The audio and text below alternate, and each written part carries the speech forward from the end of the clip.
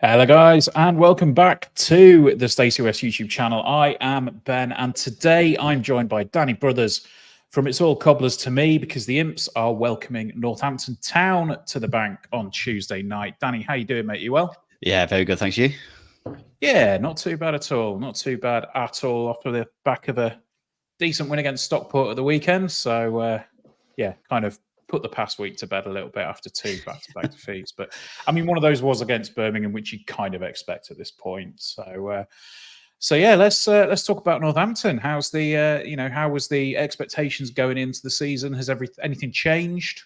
How are you guys seeing life in League One at the minute? Yeah, I don't think the expectations have changed at all, really, from the start of the season. We all are quite realistic in the fact that we know what kind of league it's going to be this season. We know what kind of league it already is this season, with the types of teams coming in from League Two, the Birminghams, and you like coming down from the Championship. Sorry, the stuff that they're spending like £15 million on a player is just utterly ridiculous compared to what we've got budget wise. So we knew it was going to be a struggle, right? You knew, you kind of look at the start of the season, you go, realistically, like, we had a good finish last season, had a probably slightly better than we might have thought, being the first season back in League One.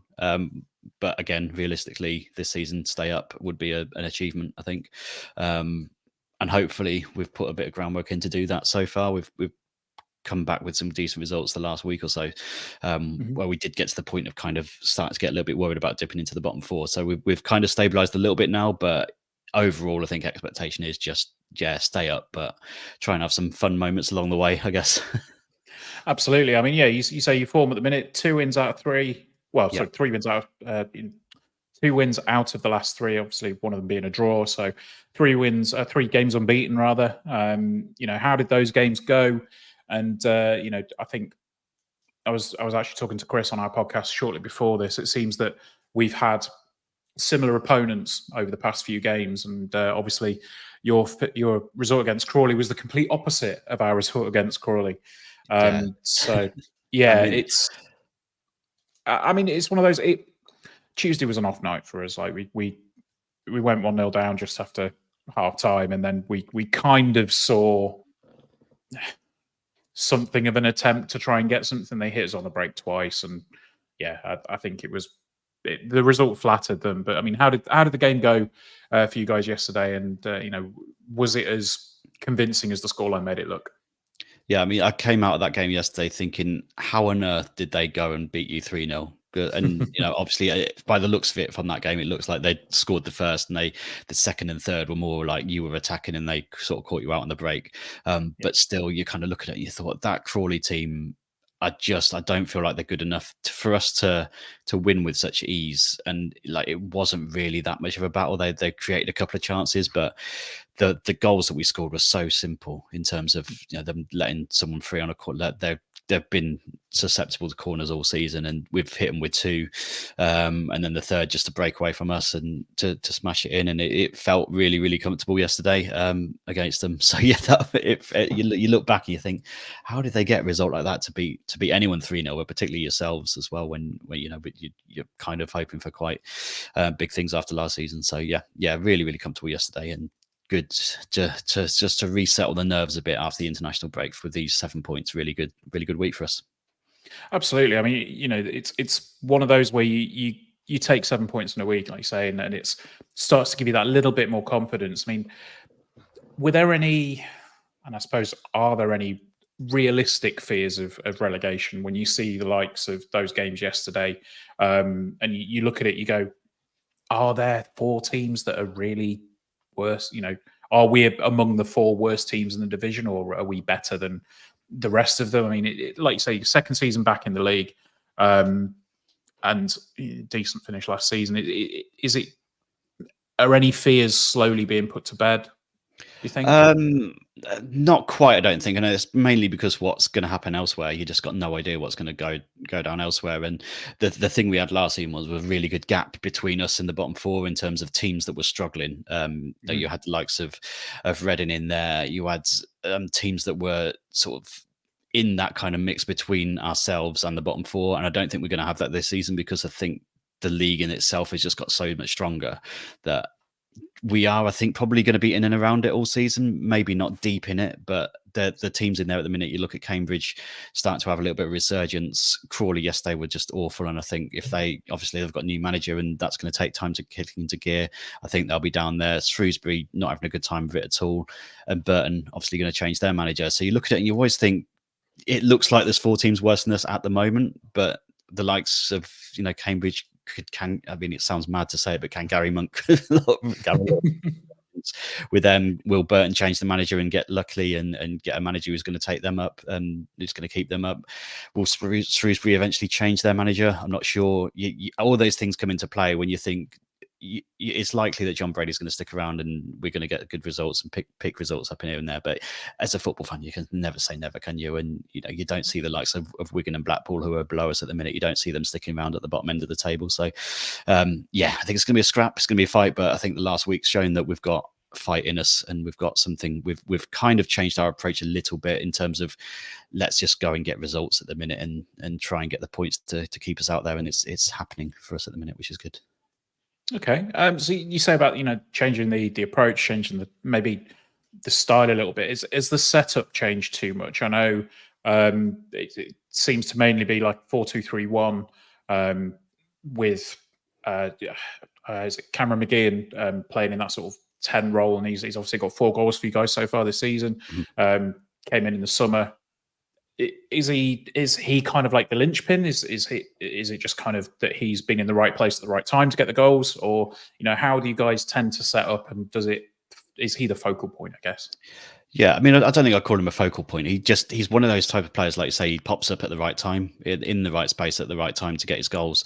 He works so hard as well. As a typical John Brady player, he'll dig in, he'll fight hard, and he's made the step up really well actually from Colchester for League Two. So yeah, he's really coming on pretty well in terms of an approach. I think once we'd been absolutely torn apart at times by Wrexham at their place. We got beat 4-1 just before the international break, and there were so many holes in the defence that we were playing way too openly. I think we'd just been beaten 4-2 by Bolton on the Tuesday night as well before that, and the defence was looking all over the shop. We've lost 3 left backs. We've got a left back curse going on. We've got 3 of them out to fairly long-term injuries. Our right back's out at the minute as well.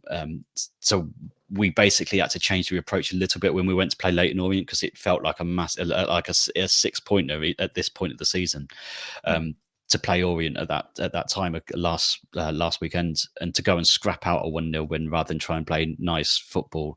Sometimes I think you've got to dig in and play the players. He's gone back to basics. He's brought the likes of Mitch Pinnett back in, Sam Hoskins back in, Ben Fox back in, who's been phenomenal the last week or so. There's proper grafters and getting the results before you start playing football. That's the kind of approach that has been in the last week, and it's got results. So thankfully we've got a little bit of relief at the minute. We've got a nice little bit of breathing space now between us and the bottom 4. Game in hand on some teams as well, all down to scrapping and fighting and really kind of changing the approach a little bit and tweaking it from let's not go gung-ho against teams and let's try and get the results. And I think it'll be a really good test on Tuesday night to come to you guys and see how we play, see if we keep that approach again, because if we do, hopefully we can keep it a good and interesting game.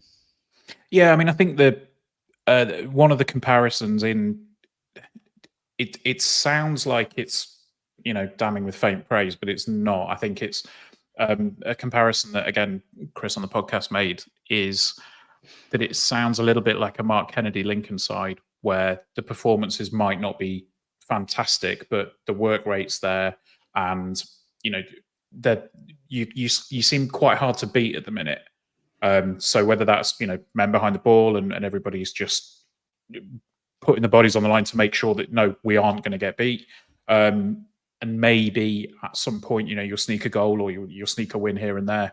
Obviously, yesterday's result, by the by, you've obviously managed to score 3 good goals. But would you say that's probably accurate in that, like you say, if you you're kind of fighting for the results at the minute more than playing the football to get them. Is it a case of being resolute and just trying first and foremost, right? We're not going to get beat, and then if we can, we'll step it up. Yeah, I think so. I think it depends on the type of game we're playing. I think against Crawley, we knew we wanted to be on the front foot. We knew we needed to combine that scrappiness with a little bit more flair. So we brought the likes of Tariq Fosu back in, Tyler Roberts back in, who had both sort of sat out the last couple of games on the bench, started on the bench. They're more kind of flair players, I'd say. They're more kind of slightly a step up in quality to what we've got in terms of footballers. Whereas the likes of Pinnock and Hoskins give you a bit of fight, a bit of tracking back, that kind of thing. So I think it's learning to use the right players at the right time for the right type of game. And I think, having got the 4 points, we knew that we could probably go and really test Crawley with the more flair players. I'd potentially see us changing it back again when we come on Tuesday night and going back to the more kind of Tom Eaves approach up front, which I'm sure you probably know well and good from other teams he's played against. Is a proper like lower league focal point, is a lower league journeyman as such. So he could potentially come back in and create that kind of more let's go and scrap for a point or see what we can get. It's not especially ugly, I don't think. It's just more let's pick our moments and pick and choose when we use the flair players and when we just want to dig in and fight. And again, I think Ben Fox has been a massive part of that for the last 7 days. He's come in and given us a lot more in midfield to try and battle and get them results. Okay.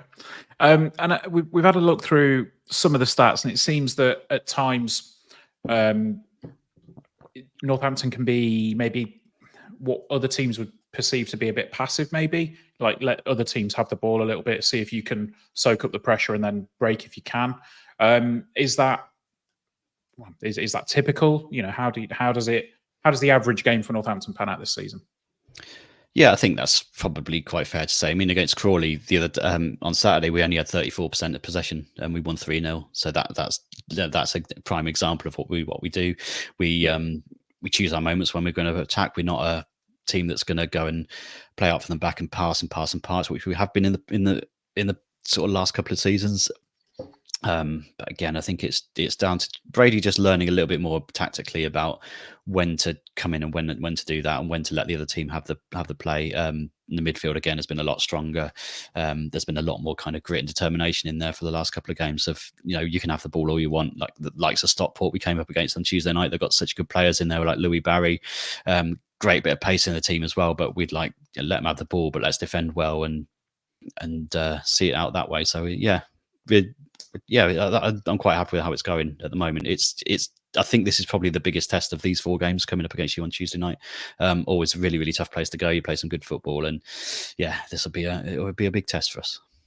Okay, and let's talk briefly about some of the signings that you've brought into the club. I mean, obviously we've mentioned Cameron McGeehan coming in from Colchester, and then Tom Eaves, from Rotherham. One that kind of caught our eye a little bit because he has been at Lincoln was Callum Morton coming up from Salford on loan. He hasn't played since the 5th of October. Is he injured at the moment or just out of favour? Yeah, he suffered a massive injury and he's going to be out for the season. I think the line was about something between 12 and 14 months. Oh, wow. So because it was a real sickener for him. So he probably will go back in January, I'd imagine, to Salford, because he's only on loan with us. I wouldn't have thought we'd see him again, which is gutting because it was a weird signing in some ways. Because you take someone on loan on League Two, but obviously he's got that little bit of connection with us. He took us up through the playoffs almost single-handedly in 2020 when the lockdown. So for him to come back and reconnect with the fans was great. They've had a couple of months, got a couple of goals, worked so hard, and he's the type of character that the fans just love. So it's so gutting to see him essentially end his season. It's really, really early, which is massive shame for us. Yeah, okay. Again, we were speculating because we'd not seen the news whether he'd been injured or not. But he was a weird player with us. He didn't set the world on fire, but I guess that may have been down to the style at the time, I suppose. But like you say as well, you've signed the likes of Tariq Fosu. I think that was a name that, being relatively familiar with. A couple of ears pricked up around that one. Some of the signings that you made look like they've been really solid. Is there anyone outside of McGinn and Fossey, like you say, that have caught your eye so far and have settled in well?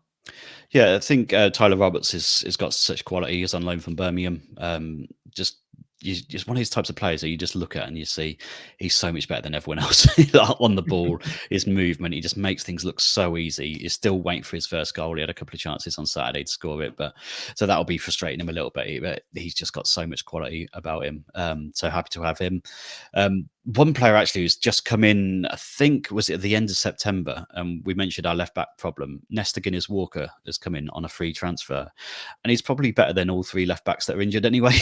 He's one of these ones where you just look at it and you think, how has he not got a club? How didn't he have a club coming into this? Because he's just the complete package at left back. That he gets up and down the pitch. He's good positionally. Whereas a lot of the left backs we've got at the moment are pure, we're going to bomb forward and we're going to create things at the other end, which is fine. But when you get to the other, get on the turn, you're just not so good. And he seems to have everything in terms of that and what we needed at left back. And we've just lucked in with him because he's been phenomenal so far. So he's one that really came out of the blue. And Brady's got he's kind of got a knack of finding these players, just free transfers that he then turns into world beaters. And he's been a quality signing so far. And Guinness-Walker completely out of the blue. Loving my bit of Tom Eves. I've loved him against us, and I was so happy to see him. He's just that proper old school striker who's going to annoy centre backs, annoy opposition fans, and get goals. He's got the quality. He's got a bit of work rate about him as well. So really enjoying his work as well. Super stuff. Well, is there anybody from the Imps side that you've seen, or have you seen much of Lincoln so far this season and thought, oh yeah, I wouldn't necessarily mind having XYZ in our squad? I don't think I've seen a lot actually. There's been a lot of games on TV this season, so I've been trying to get around a lot of the teams as I can to see. I think the only game we've had on TV so far was against Wigan, and that was possibly the most boring game of football I've seen in years. So you wouldn't have missed much if you'd seen anything there. No, I mean, I've always liked Paulie O'Connor. Whenever we come up against him, there's the type of player who's been quite solid against us. Just having a look through your squad as well now, actually. But no, I haven't seen a lot of you so far. Tyler Walker's obviously one that stands out. He's always scored goals. Bailey Cadamartri just makes me annoyed because of who his dad is and stuff. But you're like, how has he got a son that's playing in the league? Yes, absolutely. I noticed he got a goal the other day, but no. It'd be interesting to see because I haven't caught you this season yet so far. Okay, yeah, I mean, there are elements of the game that you've described that Northampton like to play that make me think this is going to be a tough game, because to be honest, a lot of the time we will sit back at teams and we will let other teams have the ball as well. But we'll you have it. No, you have it. It's just be in the middle of the pitch. Yeah. What we try and do is we'll try and play in the opposition half as much as we possibly can, and press that. And it's obviously seemingly working so far for us, Tuesday night aside. But I think probably the question I'm trying to ask, how defensively resolute do you think you could be against a team that like to press that high up the pitch for the vast majority of the game? It could be tricky for us, I think. We've got good experience in there with Jack Baldwin and John Guthrie. Baldwin is either a 10 or a 5. He's had a good week this week, but he's just one of these players who's got something in him. He's got a bit of a clanger in him, but it's been decent so far. We're holding on for it. But I think, put them under a bit of pressure and they might just end up just panicking and hoofing the ball up the pitch, which is why I think potentially Eves comes in just to give him that little bit of an outlet on Tuesday night. Okay. But they do tend to. I think if you go a goal up and then keep pressing, you might get a couple based on experience. But we haven't really seen this kind of more kind of back to basics approach against a team that may be in the playoffs so far. So we'll see. But that could be your best bet. Cool. Well, I'll pass it on to. We'll see what we can do. Look, we always try and do it, and I think it's probably a fair one to go for today. Can I have your prediction for Tuesday night? Yeah, I'll go for an optimistic 1-1. I think I'd love the same sort of scenes as last season when John Brady did a Mourinho down the pitch, which I'm sure your fans enjoyed. Loved it. But yeah, Absolutely. if we can get anything from the game, I'll be really, really happy. So I think I'll go 1-1 just as an optimistic one. Okay. I'm going to go for a continuation of Saturday. I think we looked really good on Saturday, and I think the confidence will be high. It seemed like it was a bit of a blueprint for what we're trying to do at the moment. So I'm going to pee on the parade slightly and say I think it's. I'll go with a 2-0 Lincoln win on Saturday night. But look, Danny, really appreciate you coming on. Awesome. If floor's yours for 20, 30 seconds or so, if you want to let everyone know where we can find you and what you're all about. So it's all Cobblers to Me. So we're at Cobblers to Me on Twitter. We do Sunday night recordings about the Saturday games. We're just about to go and record our latest one now. So that's usually out on a Monday. We do midweek reviews. So we'll do a review of this pod. A review of the game on Wednesday. And then we do other bits and bobs preview show on Fridays, women's shows as well, monthly. So all sorts of stuff going on, keeping us busy. And we've got loads of little Patreon extras as well. So that's at Cobblers to Me if you want to come and follow us. Great stuff. Well, look, thank you so much, Danny. Really appreciate it. And, Cheers, hopefully, you have a decent enough season, Tuesday night aside. And we'll maybe chat to you a bit later on in the year. Nice one. All the best for the season. And yeah, apart from Tuesday night, hopefully we'll see you again, and we'll see where we're at. It's end of March, isn't it? The next game, or is it? No, it is. Yeah. So somewhere around that time. But yeah, all the best to you, and all the best to Imps fans. Great stuff. Well, thank you very much for joining us, guys. Get yourself subscribed, and we'll see you next time. Up the Imps. Lincoln City are the team, the race is their name. Sincil Bank is their home ground, and football is their game. So come and cheer them on, you lads, support them all the way. Oh, 'tis our delight for the red and white, the Imps are here to stay. Oh.